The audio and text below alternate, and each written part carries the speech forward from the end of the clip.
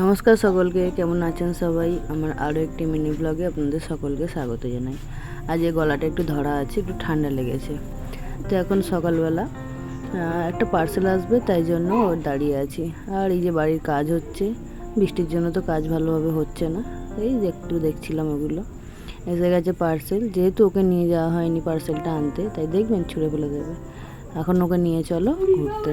এই যে ওর জামা ও দেখাতে দেবে না কাউকে। এটা নিয়েছি, এটা একটু বড় সাইজ হয়েছে, যাক থাক, পরে পড়বে, একটু বড় হোক তারপর পড়বে। এখন বিকেলবেলা একটু বেরিয়েছে ঘুরতে। বৃষ্টি হচ্ছিলো বলে ওকে জুতো পরায়নি, কোলে করে নিয়ে গেছিলাম, কিন্তু সেখানে গিয়েও নেমে নেমে হাঁটছিল।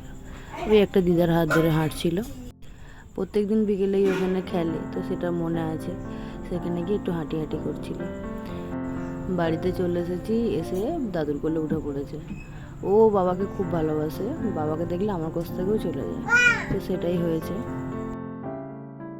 প্রায় সন্ধ্যা হয়ে এসেছে। আমার একটা পাশের বাড়ি কাকিমা ওর হাতে দুটো নাড়ু দিয়েছে, নারকেলের নাড়ু।